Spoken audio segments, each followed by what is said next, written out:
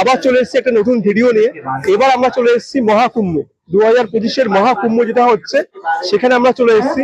আর এই মহাকুম্ভতে আমরা কিভাবে আসলাম, কোথায় থাকলাম, আর কি কি দেখছি, পুরো শেয়ার করবো। সঙ্গে থাকো আর দেখতে থাকো এই মহাকুম্ভ এপিসোডটা তোমরা। আর তোমরা যারা চাও তোমরা আসতে পারো, কোনো অসুবিধা নেই, মনে জোর রাখো আর চলে আসো এই মহাকুম্ভতে। সঙ্গে থাকো আর দেখতে থাকো। আগে আমাদের জানতে হবে কুম্ভ আসলে হয় কেন। সমুদ্র মন্থন তোমাদের মনে আছে, যেটা ভগবান আর অসুরদের মধ্যে হয়েছিল? তার ফলে যে অমৃত পাওয়া গেছিল, সেই অমৃতের পাত্র নিয়ে 12 দিন ধরে অসুররা চেষ্টা করেছিল ভগবানের কাছ থেকে সেই অমৃতের পাত্র কেড়ে নেওয়ার জন্য।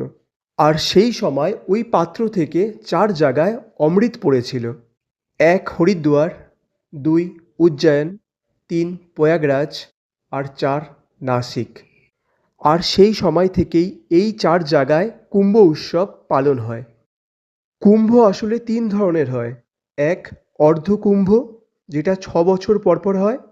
2 পূর্ণ কুম্ভ, যেটা 12 বছরে একবার হয়। আর 3 মহাকুম্ভ। পূর্ণ কুম্ভ 12 বার সম্পূর্ণ হলে তবেই একটা মহাকুম্ভ হয়। তার মানে পুরো 144 বছর পর একটা করে মহাকুম্ভ পালন হয়। আর এই মহাকুম্ভ দেখার সৌভাগ্য আমরা 2025-এ পেয়েছি। কয়েকশো হাজার বার সারা পৃথিবীর সমস্ত মন্দির ঘুরে বেরিয়ে মহাযজ্ঞ করলে যে পুণ্য অর্জন হয়, সেটা এই মহাকুম্ভে একবার স্নান করলেই সেই পুণ্য তোমরা অর্জন করতে